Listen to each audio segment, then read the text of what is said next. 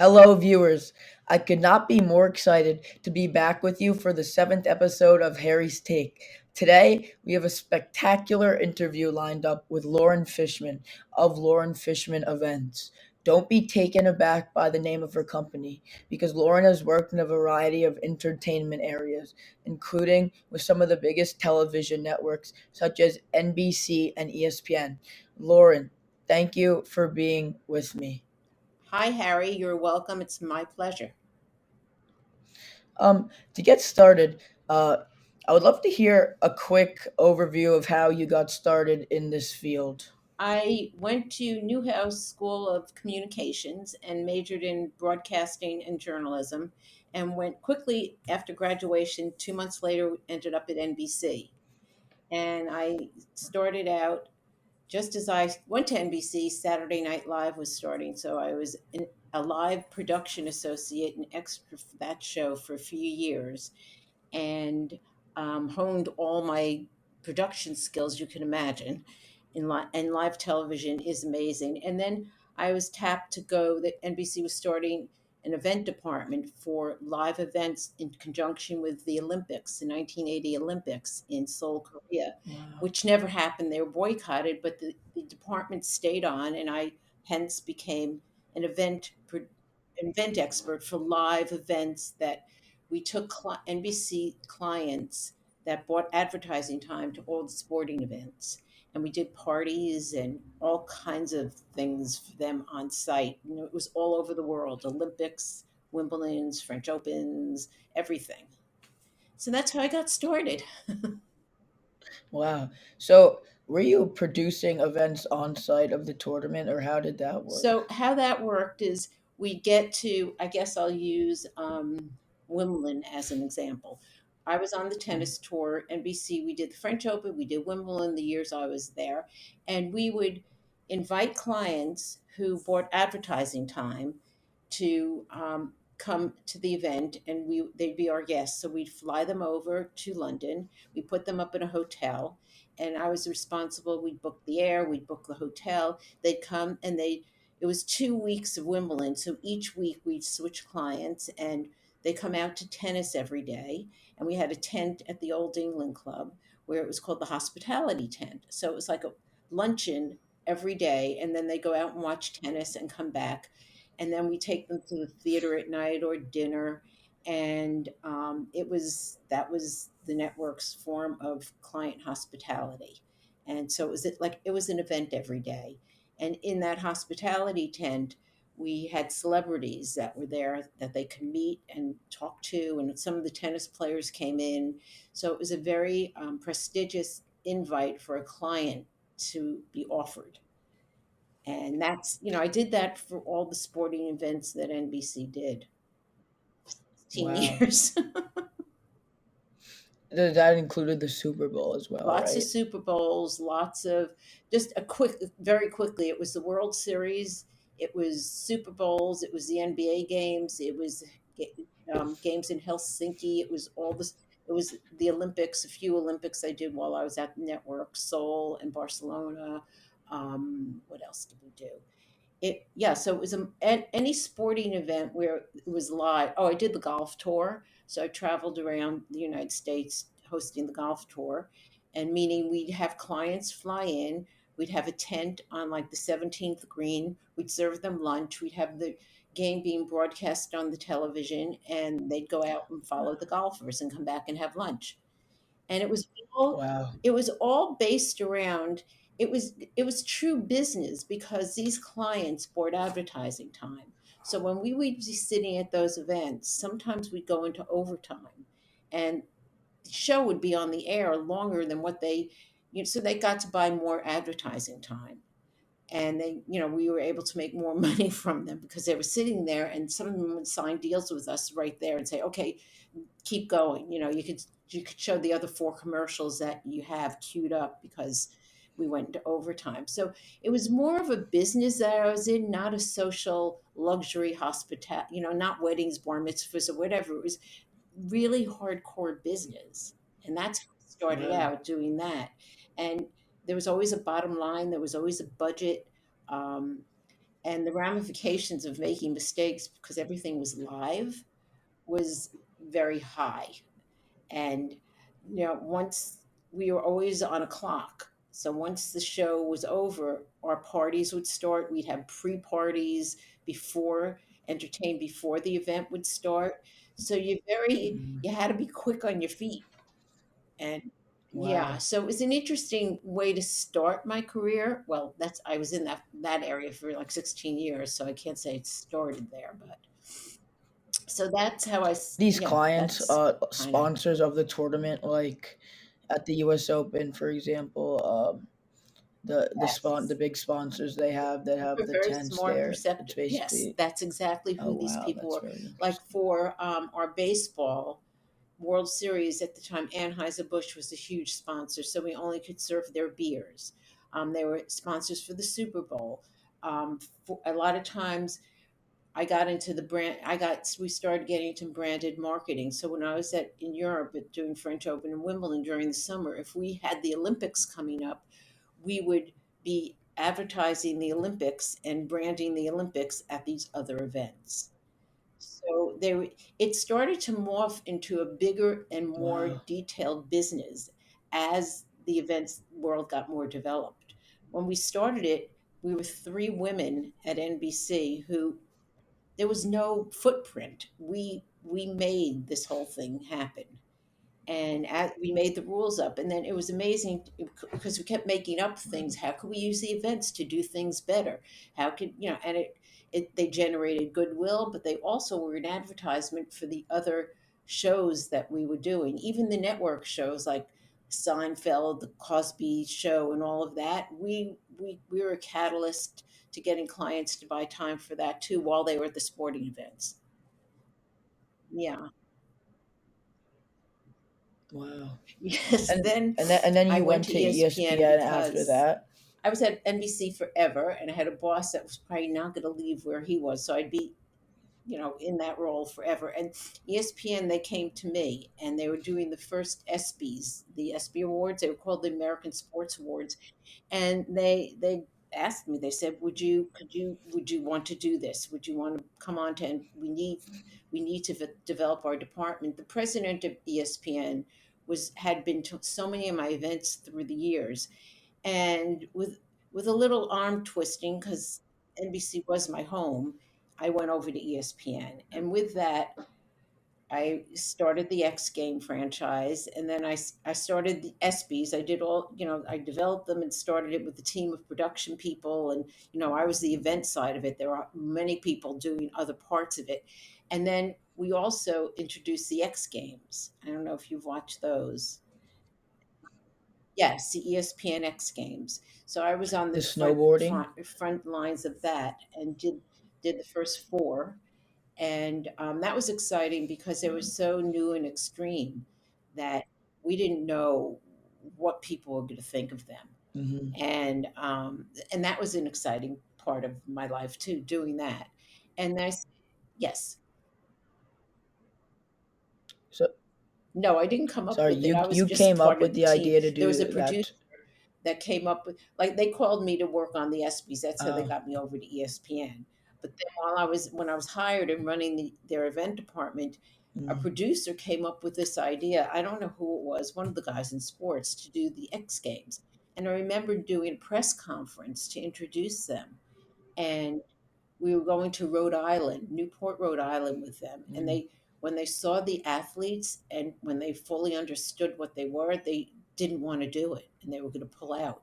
And we had already, like, we were so well into the development that they couldn't. And they ended up loving us. They had us for 2 seasons up there. But the athletes, well, I don't know if you follow it well. They're not the most polished. They're rough and tumble. And but then again, it turned out to be a great franchise, and they still do it. And now they move. I think we moved to mm, Aspen at one point. I think they're more in Colorado now. But yeah, so that was pretty interesting. mm. That's great. And What would you say the top skills you Well, I can learned tell from you all of these one is experiences are? socialization and communication. I learned to communicate with just about every type of person, from the janitor to the CEO. To it didn't matter. You had to treat people with respect and be patient. And I also learned time management, how to use your time and use it well and concisely and not waste time. Um, and then working on strict deadlines, and budgeting, being very aware of the money and the budget and what you're spending, and patience. And what else? I wrote this. And oh, and attention to detail. You can't you can't do this work unless you pay attention to everything that's going on. Yeah, Uh, they're human. that's That to certainly this useful day skills. they follow And me around. Like I'm never late, and it annoys people because live on a timeline left over from working for live television and live events. When somebody says it's 5 o'clock, I'm like, okay, it's 5 o'clock. I'll be there. And I used to get annoyed. Like, how do you not be on time? Because to me, I'd hear time, and be like, okay, I'm there.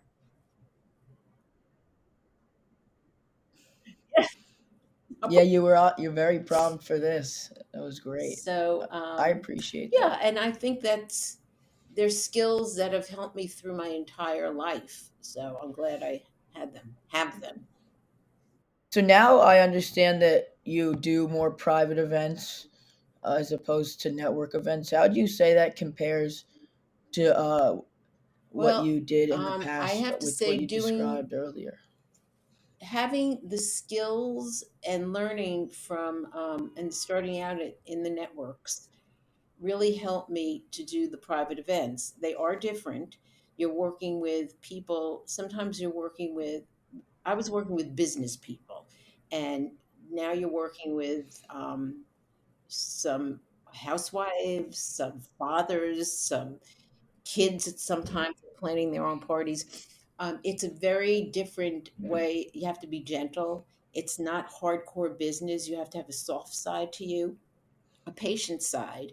You have to be able to listen and be flexible, and you have to not in the beginning when I started doing personal events, it was hard for me because I was so used to just having a timeline and a budget and an event profile and it doesn't work that way when you're doing private events. People go at their own pace, especially some of my clients are very like your mom's clients. They're wealthy people and they don't really want to care your rules. They'll do what they want to do. They'll do it when they want to do it. They'll pay their bills when they want to, so it was like, okay. And I relaxed a bit.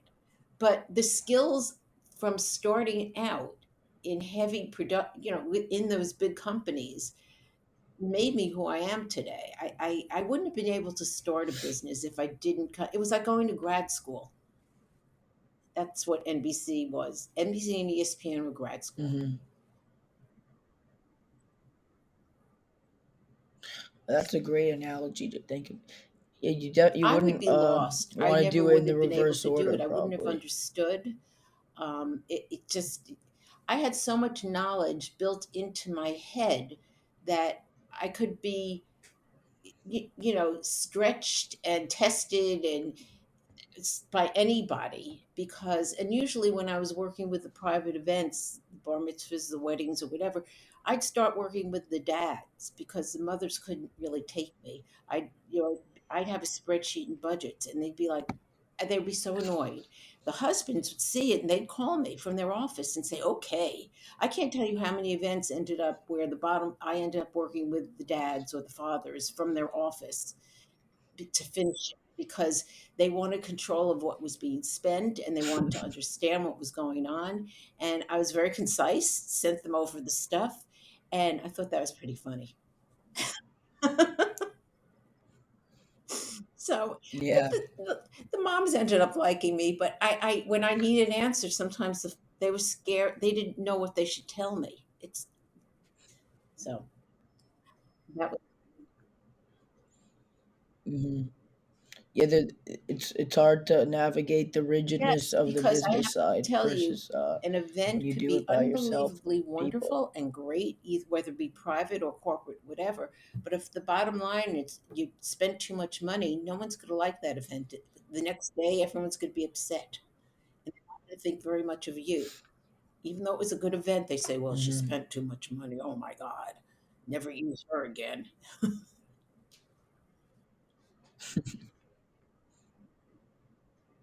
And for anyone that is interested or just starting out in the event planning or entertainment industries, what advice would you give them to succeed What today I with would all of tell your them knowledge foremost that you is to shared with go us today? when you graduate from college, get your first job at a company, network agency, not a small company, maybe medium sized or large, and work with as many people as you can and try to either move around the company or test different areas and learn everything about corporate life, like just formalities of doing business, budgeting, um, personalities, working in teams.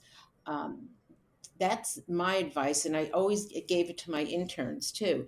You can't just start working and go to a one person office. You won't get a full scope of life and what's going on. You need to, you kind of have to be kicked around a little.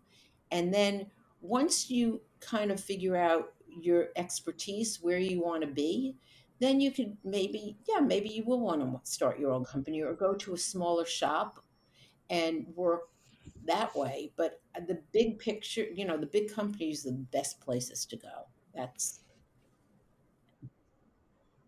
yeah, I mean, I would tell that to anyone, I think. That's great to know.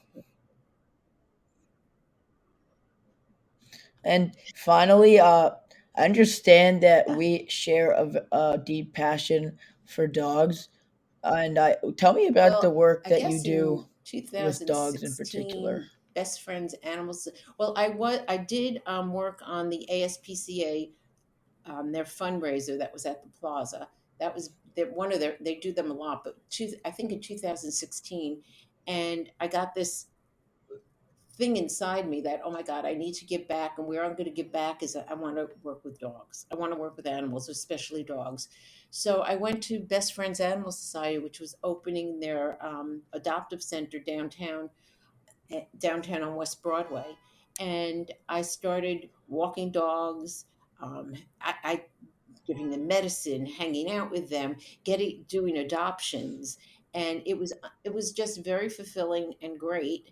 And I ended up finally my building allowed animals, so I did adopt a dog from Best Friends, but sadly Frankie was sick, so she kind of didn't last that long. But now I have a new dog, and I also do fundraising for them. So of course that wasn't just enough for me to walk the dogs and hang out. I did TV. I do TV with them. Sometimes I go on like the Today Show and whatever, and we have adoptive dogs and a lot of NBC shows I'll go on and I bring them on, and they usually get adopted pretty quickly. And I do a lot of fundraising events with Best Friends where we bring in high level donors and we do dinners and we talk about the goals. Best Friend has this goal for 2025 to have the whole country go no kill, and they're about 70%, which is pretty amazing. And yeah, so that's the campaign I'm working on with them now. That's great. So that's been very well, being a dog. It's been very fulfilling to see these dogs get adopted and live a great life.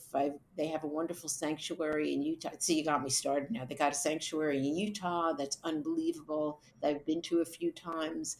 It's probably one of the most worthwhile things I've done aside from my career. But yeah, it's it's been amazing. I'm still doing it. So. And as always, thank you for watching Harry's Take. What's your take?